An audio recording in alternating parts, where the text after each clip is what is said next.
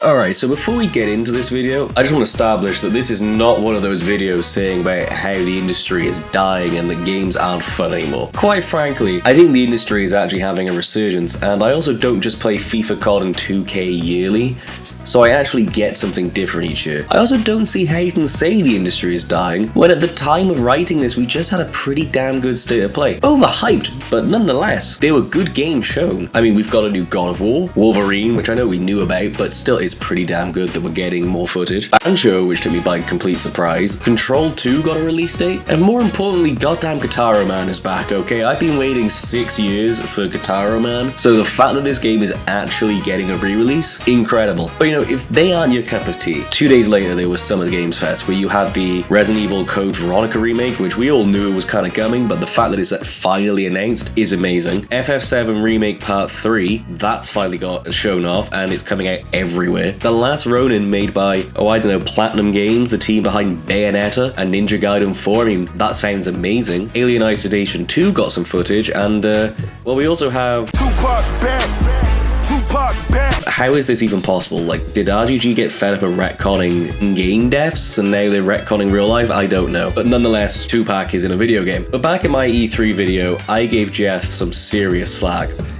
Some of the new replacements for E3 just really don't hit the same, and I'm looking at you, Jeff Keighley. But that show was great, and it was a really fun time, and I'm really glad he stepped his game up a little bit. So from now on, he gets to be called the Big K, okay? He is the prophet of the Lord!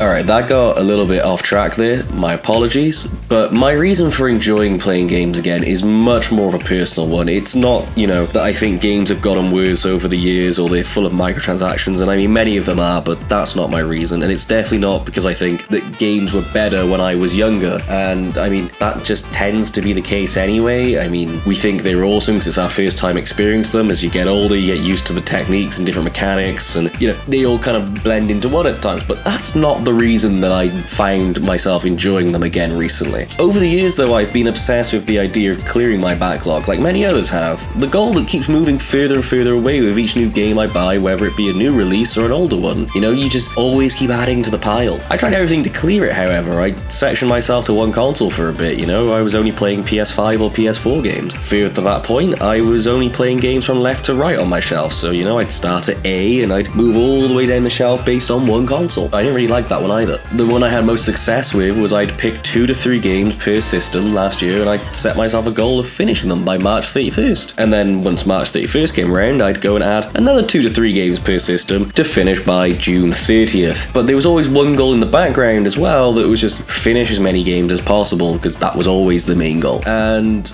I set myself a target of finishing 50 games within a year, and I did that because outside of COVID, I'd never done that before, and I thought it would be pretty fun to do. But I gotta tell you, I did not like any of these methods, especially the first 3. Don't get me wrong, I smashed out the games I assigned to myself by the 31st last year, but I do feel like the deadline made me rush through some games, and they weren't particularly long games. They were between like 10 and 15 hours. I think the longest was like 20-hour game, but I was always then trying to find the fastest routes, or always just trying to cut corners where I could in the games. And whilst I wouldn't say I was rushing them and I still enjoyed them, I wasn't getting the best experience out of them, you know what I mean? The left to right strategy didn't work because I found that I didn't really want to play that game, or I had a new release coming out and I just didn't have the time to fully commit to something that was an RPG. And I know that on the PS5 I had several RPGs all kind of next to each other, so that one fell apart quite quickly. And only playing on one console was fine until I wanted to play something maybe a little bit older, or there was a game on, say, the Switch in my backlog that I was just more in the mood to play, The big one for me though was the 50 games in a year, and last year I hit that. In fact, I went above and beyond. I hit 60 right at the end, and you know what I felt? Fucking nothing. Yeah, I know, wild. I felt nothing. Okay, maybe I felt a little good, but it was fleeting because I looked back and realized I spent a lot of time complaining about the games, and honestly, no one cared about the amount I did, which isn't the reason, but you kind of get hit with enough of, oh yeah man, nice. Anyway, and you start thinking about hitting one of these. Anyway, this bit's kind of dragging on, and I'm sure most of you have gotten the point by now.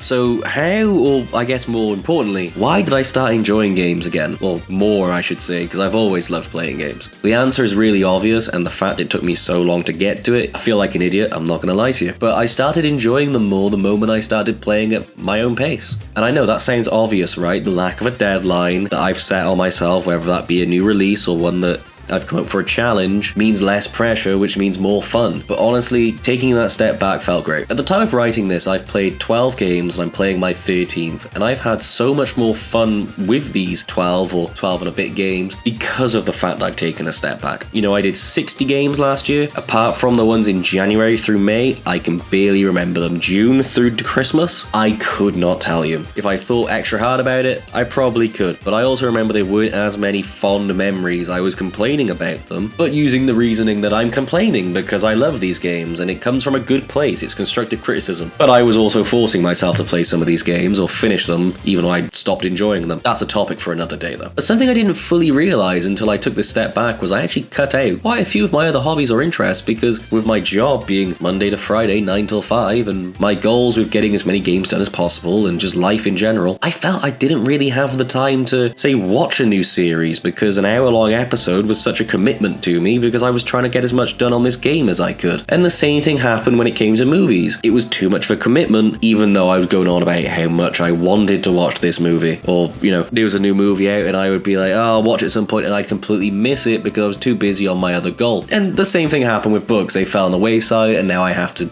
you know, get into reading them again and start from scratch with some of them. Now, many people will say that's just what happens when you grow up, but this wasn't that type of situation. This year I've played games less, 100%. As we've gone over, I went from 60 at the end of last year to being midway through this year, and I'm on 12. But you know what? I have watched a hell of a lot more movies, and I've actually dabbled in some more TV shows that I missed. You know, I just watched Arcane Season 1 this year, and I cannot believe it's taken me this long to watch it. It's such a good show. I need to get back and watch Season 2. But I've also now got into comics, which I always wanted to when I was younger, and that's like a whole new addiction. Sometimes I check the bank account after one trip to the shop, and I end up hitting the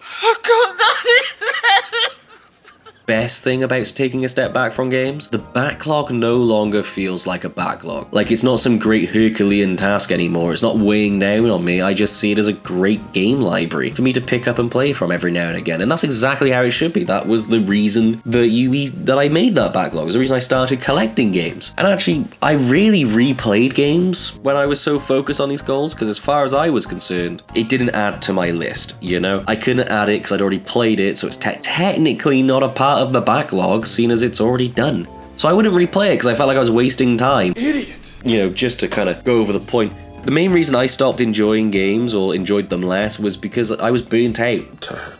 All I was doing was working and then playing games, and working or playing games then became like a second job because of the deadlines and because I was so strict on what I could and couldn't play. So yeah, making it no longer a job just felt like the best thing possible, and it really has paid off. Now, don't get me wrong, I'm aware that this won't work for everyone. I know some people thrive off having these deadlines and restricting themselves when you play certain things, and I get it. It's actually a pretty fun concept. I like the idea of seeing how many games I can get done a year, or, you know, the idea of having no games in the backlog is great. But then, if I've got no games in the backlog, what am I going to play when there's no new releases? You know, that's the question you kind of got to ask yourself. So I'm fully aware of the fact this video is not as structured as previous ones. It definitely isn't based on as grand of a topic as, say, E3, box arts, or 7 out of 10 games. Don't you worry, I'm fully aware of that. This is more of a down-to-earth, one-to-one kind of conversation, I guess you could say. And if I'm being honest, this wasn't the video I intended to make, full transparency. It's been a bit of a crazy week behind the scenes. So the video I wanted to make, I didn't quite have the time to. Time kind of ran away from me, so I thought I'd make this one, as it was a bit easier to get out on a shorter time limit. Next upload, in 2 weeks' time, we're back to standard broadcasting here at Campfire Commentaries. We're on Tales from the Backlog 2. I've played a couple more games over the last 3 months, and I thought it'd be fun to talk about it. You know, keep up with the schedule that we established last time. But if you want to see some videos with a bit more structure, then definitely check out some of the earlier stuff. You know, I made a video 2 weeks ago I'm particularly proud of. I got to stretch my legs a bit with the editing, so definitely check that one out, and leave a like on that one, or even this one if you've enjoyed the video. Leave a comment if you've had a similar experience with, you know, taking a step back and enjoying games a bit more, or tell me,